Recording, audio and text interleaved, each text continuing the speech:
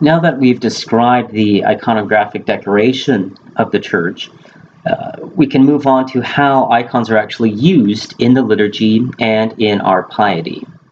So where we can start is the most characteristic feature of our interaction with icons that caused all the controversy in the iconoclastic debates, is the actual veneration that we give to the icons, the proskinesis. The proskinesis has a very definite form in our tradition, and the most basic form is what we call the metania. So the metania in Greek comes from the Greek word metanoia, or repentance, and it's a gesture of veneration. And the most elaborate form of a metania is actually the Great Metania, where we do a full prostration, head to the ground. But in our tradition, that's actually forbidden on Sundays or feast days. So we don't do the Great Metania outside of, if you're a layperson, really outside of Great Lent. Monastics do it constantly, but we don't do it typically when we come to the church on Sunday. So instead, in those times where we are forbidden to do the Great Metania, we do the Lesser Metania, typically known, just shortened version of that word, as a metany, and that is a venerable sign of the cross and touching the ground, which references that prostration, but we don't actually prostrate because it's Sunday and it's forbidden by canon law. So I should also mention too, in some traditions, the touching the ground comes first, in others it comes last, before or after the sign of the cross. But it's the same proskinesis, the same metany. So we do that before the icon, and again, we're not worshiping the icon, we're honoring the figure or the scene that is depicted in the icon. And another way we could do that is oftentimes you'll see people kissing an icon. I heard someone jokingly say, if you don't know what to do at an Orthodox church, just kiss something. Everyone's kissing everything, and that's how we express our devotion and our veneration. So oftentimes you'll see the kissing of the icon or a reverent touch of the icon. So all of these are ways to express that veneration that's being transmitted to the prototype. And even something as basic as just standing meditatively before the icon and letting the reality or the person depicted there, opening ourselves up before that reality, just devoutly standing. There's a wonderful story of, in Russia during the Soviet Union, they took all, the icons out of the churches, particularly the Theotokos of Vladimir, and they put them in museums. And there's this wonderful story that, the people, the little babushkas, the Russian grandmothers, would go to the museum and they would just stand in front of the icon praying. They wouldn't make the sign of the cross. They couldn't do any exterior expressions of devotion, but it was enough just to stand. And they would stand vigil before these icons, that one day they would be brought back to the churches and people would be allowed once again to practice the Orthodox faith. So just standing reverently, you'll see that very often. People just stand before the icon. That is a use of the icon. But we do have a very specified use of icons in the liturgy itself. And the most prominent way we use icons is in the processions. So we have a great festal procession during the great feasts or the saints' feast, particularly if it's the patron saint of a parish or a monastery. We will process solemnly with that icon in Great Vespers, in the service of Liturgy, where we bless the bread. Originally, that was the festal vigil, so we would receive the blessed bread to give us strength to do that all-night vigil. But during that Liturgy is when we solemnly process with the icon, even around the church if it's a major feast, and then we enthrone the icon in the church in the proskinesis, either in the narthex or oftentimes I see it in the naos. It's a great feast, maybe even the center. We have a tradition of a tetrapod, a table that goes almost before the solea in the holy place. In the Greek tradition, it's brought there, and that's where the icon can be enthroned. Oftentimes in the Slavic tradition, it will just remain there, and people can make their devotions there. So procession is a big part of our liturgical use of icons.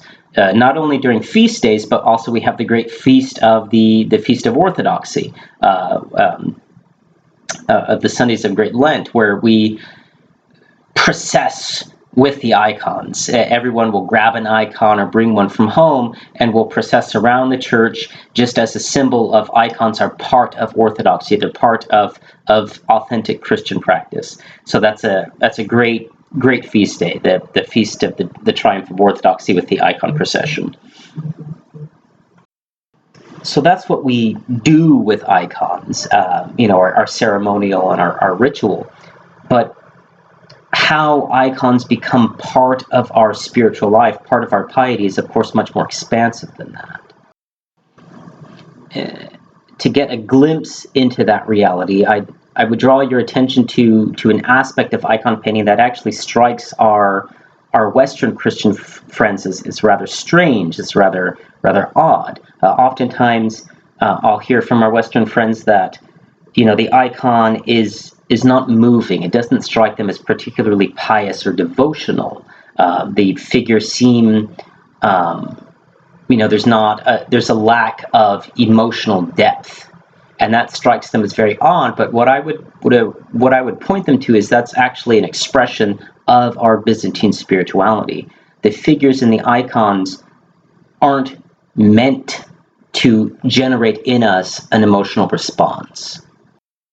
In fact, if we wanted to, ascribe an emotion to the figures that are depicted in icons, the only word we have is apatheia, which in English has a horrible translation as apathy. But really what it means is a placidness, this state where you're not tossed about by this or that emotion. The emotion is there, but it's not moving you. So the fact that an icon is unmoving, that doesn't really draw on your emotional state or elicit an emotional state, is part of the icon. It's part of the Byzantine spirituality.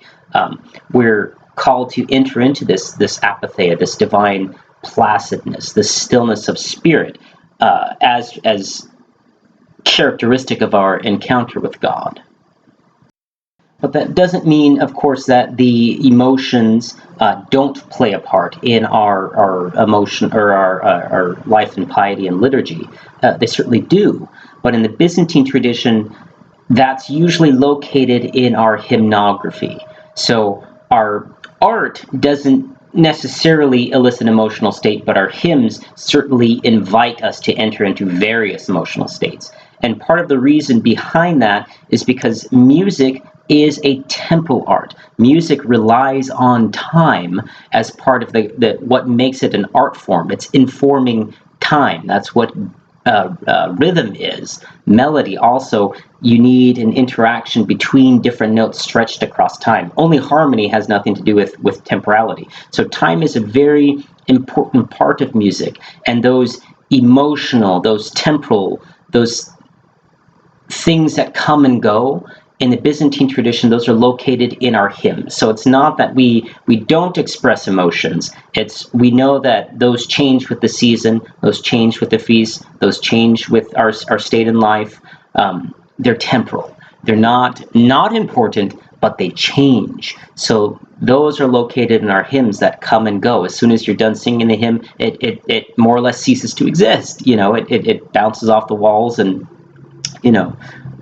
dissipates. Our iconography doesn't do that. Our iconography, because it's a plastic art, it's matter, it's focused on matter and not time.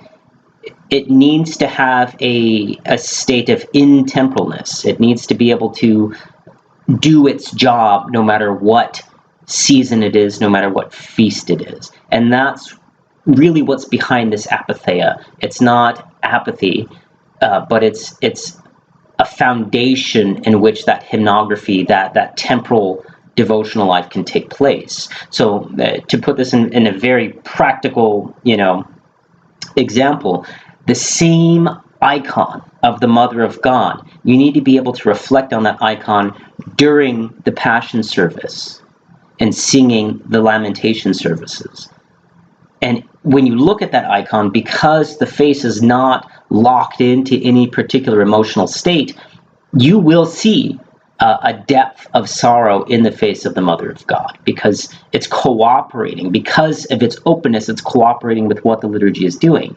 That same icon, just a few days later, we can sing Paschal Orthros. We can sing the great hymns of the resurrection. And you will look at that icon and you will see this radiance of Zion, this radiance of the joy of the Mother of God in that face. And again, that's because it's not locked into any particular emotional experience. So that's something that's very distinctive about how the Orthodox tradition goes about its art, that's cooperating with the liturgy, that is somewhat different than how the Western Church developed, where the liturgy is very stable. It's very austere compared to the Byzantine liturgy, but the art is initiating or exciting all of the emotional experience. For us, it's almost the other way around. The art has to be stable in order to cooperate with the liturgy, and also cooperate with our piety. Oftentimes, when people who are not used to that placidness, that apatheia, or gravitas, as the Romans might say, of the icon, when they look at an icon, say of the Pantocrator, they go, "Oh, why is Jesus so angry at me?" I often have students who want to paint Christ maybe with a little smile, maybe with some teeth showing, and every time I've ever seen a depiction of Christ where they try to engage in this sort of positive emotionalism, it just looks garish. It's just it's strange. It doesn't strike you as pleasant at all. But when our Western friends or people who are just not used to the iconographic language, when they see the Pantocrator, it strikes them as austere or severe. But once you get used to the apatheia, it doesn't. That changes. It's a placidness. But it also changes on your state, on your disposition. So let's say you are not right with God, that you do need to go to Holy Confession, that you're not living the Christian life you ought to. Well, that icon should strike you as austere. That is Christ Pantocrator. That is the vision you're going to see at Judgment Day. So that's a possible emotional experience with that icon. But that's also the sweet face of the Savior. And when someone is looking at it with great love and great piety, the emotional experience is qualitatively different. And again, that comes from that openness that apatheia allows for. So the icons tend to change with our spiritual experience. I've had that experience where I looked into the face of Christ and it was a conviction of soul. It struck me to the spirit. And there's other experiences where I look into the face of Christ and it is that good and loving, kindly shepherd. But it's not just about the openness for openness sake. It's even deeper than that. The ultimate encounter with these icons is that experience of apatheia, where you're given the gift of passionlessness. There's many different ways to translate the apatheia, but one of the ones that I like the most are actually from a Latin father, St. John Cassian, who translated apatheia into Latin as freedom of the heart, or desiring but one thing. He had lots of different ways to translate it, but it was that sort of freedom to be in the presence of Christ and desire nothing else. That's apatheia. That's when the divine light happens. So that's the experience that the icon is seeking to cooperate with. And as you grow in your prayer life, that experience becomes more and more common.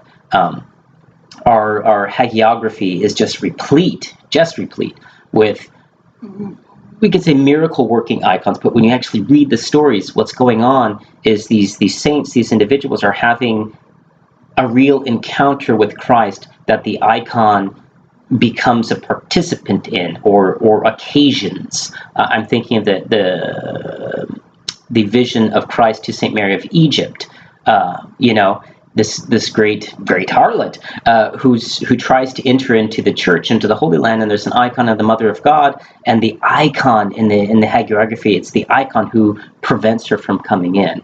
There's another tradition that's probably a later development, but the story of Saint Catherine, where she sees an icon of Christ, and she wants to be espoused to this logos as a philosopher.